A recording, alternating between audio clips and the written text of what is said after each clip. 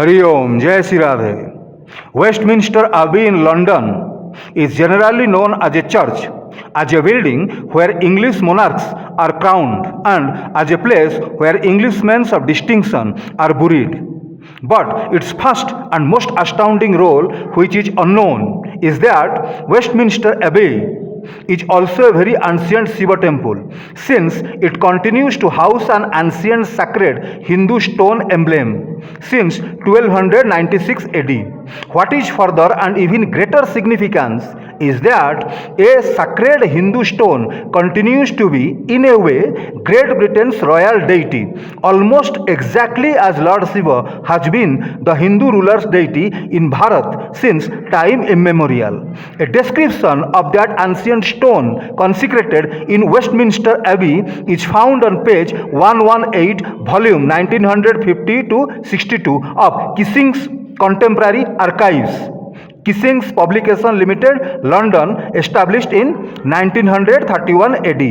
Weekly diary of important world events with index continually kept up to date. It says, quote, "The coronation stone, frequently referred to as the stone of scone or the stone of destiny, is a roughly rectangular block of reddish grey sandstone, weighing about 450 pound lbs, measuring 25.1 by 2 inch by 16.1 by 2 inch and 11 inch thick.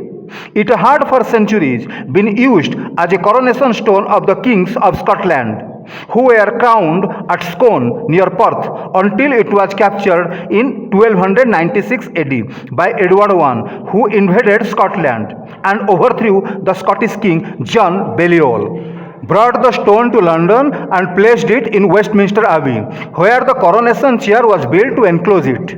The coronation chair and stone of scone have been used at the coronation of every king of England and subsequently of Great Britain since that of Edward II. Until its removal on Christmas Day in 1950 AD, the stone had never left the abbey, while the coronation chair has left the abbey on 2 occasions for the installation of Oliver Cromwell as Lord Protector, when the ceremony was carried out in Westminster Hall, and during the 1939-45 war, when it was removed for safety to Gloucester Cathedral. Please note here that during 1939-45 war, it was buried in the Islip Chapel, unquote. About the sacred stone currently being called the Stone of Scone and the Stone of Destiny, the same publication, means Kissing's publication, writes, quote, "While the Stone of Scone has an authenticated history going back some 900 years, its origin is unknown and is the subject of many ancient legends, such as that identifying it with the stone on which Jacob rested his head when he saw the vision at Bethel."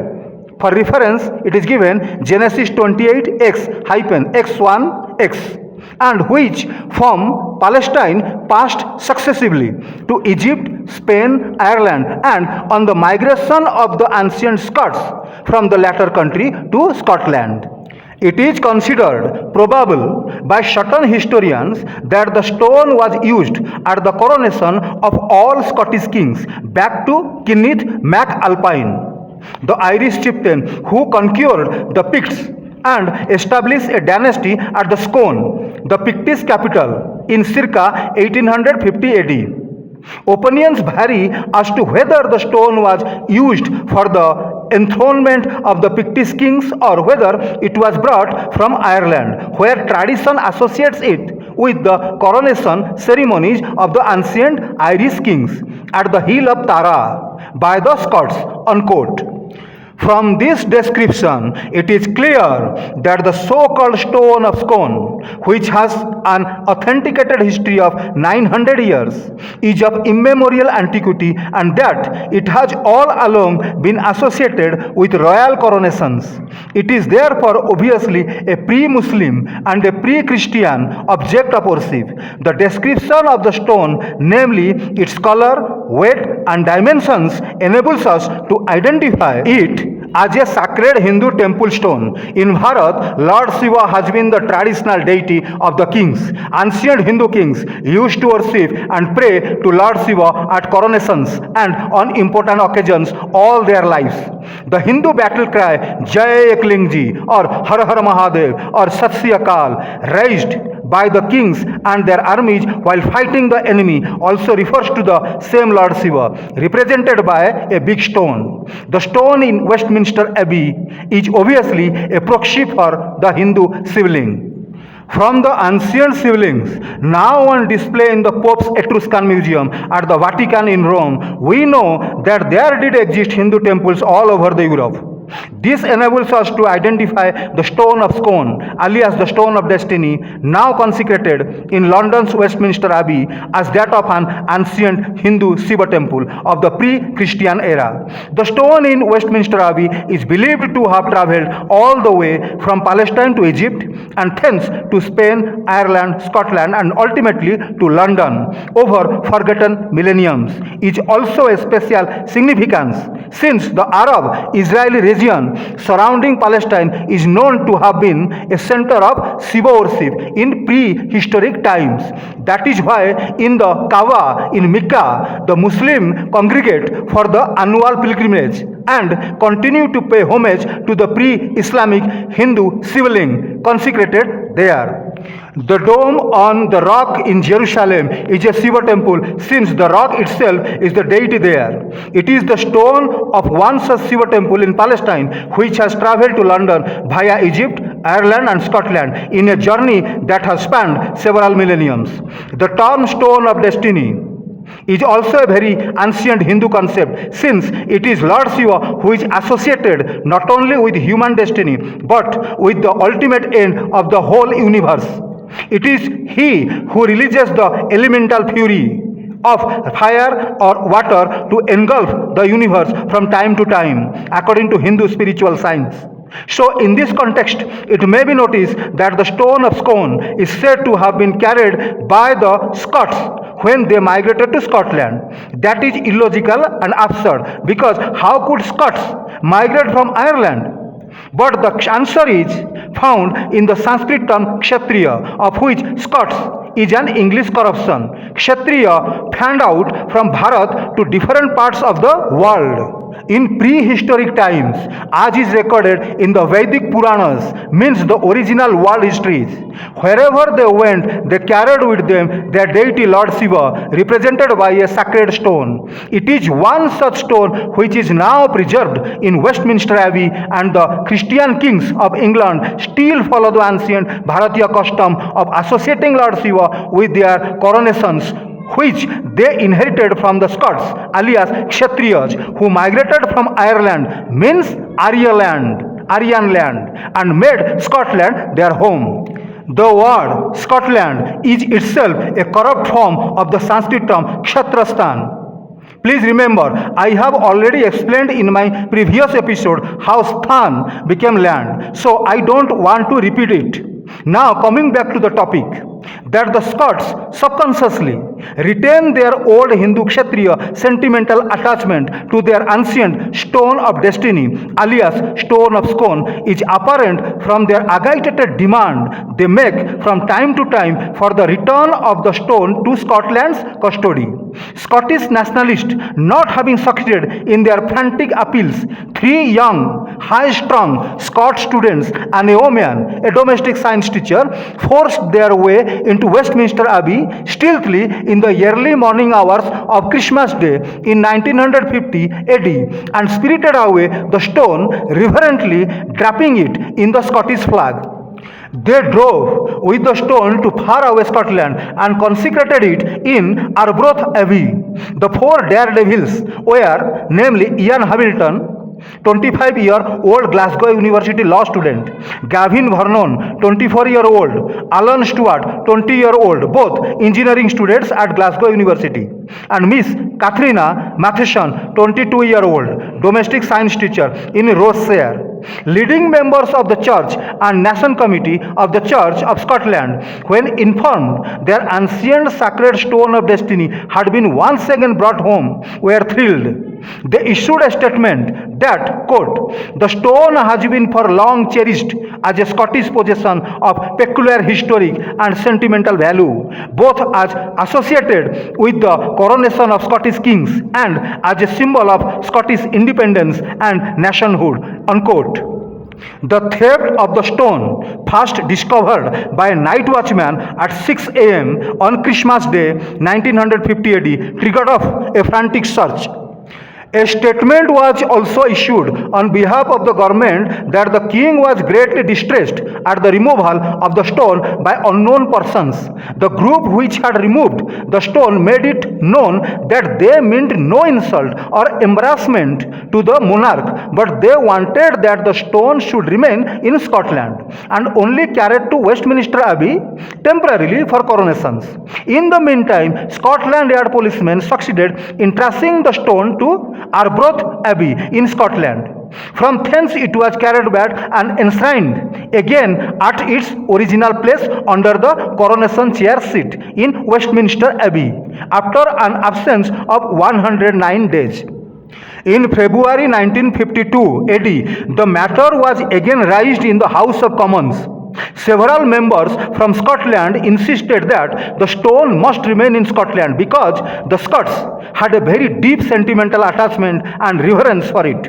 But the Prime Minister, Winston Churchill, announced on behalf of the government that the government too attached great importance to retaining the stone in Westminster Abbey because the stone had been in the Abbey for 650 years and had, quote, "an historic significance for all the countries of the Commonwealth," unquote.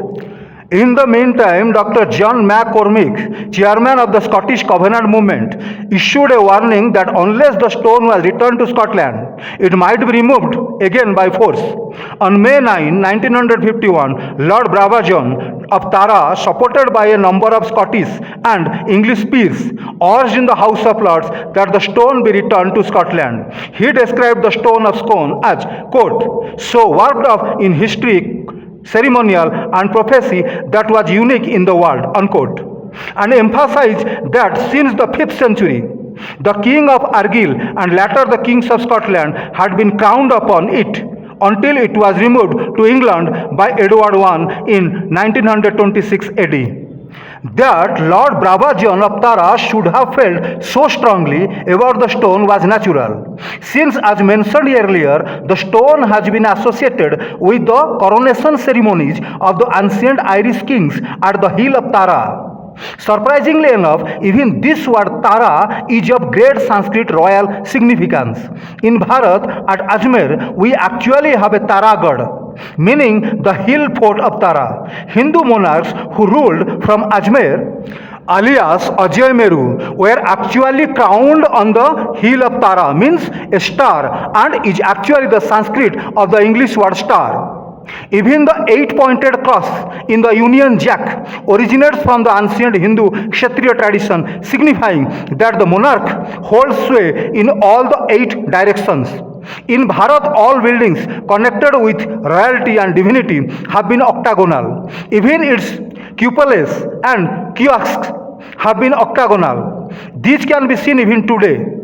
Hindu tradition also names 8 supernatural beings, means Ashtadikpals, or 8 supernatural elephants, as guards for those 8 directions. Hindus are the only people who have divined special names for each of those directions.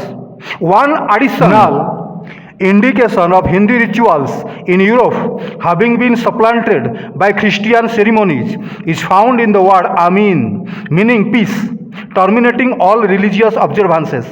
This is ancient Hindu practice because, according to immemorial Hindu custom, all dharmic recitals in Sanskrit end with the thrice pronounced word Om Santihi, Santihi, Santihi, of which Amin is the Islamic and Christian synonym.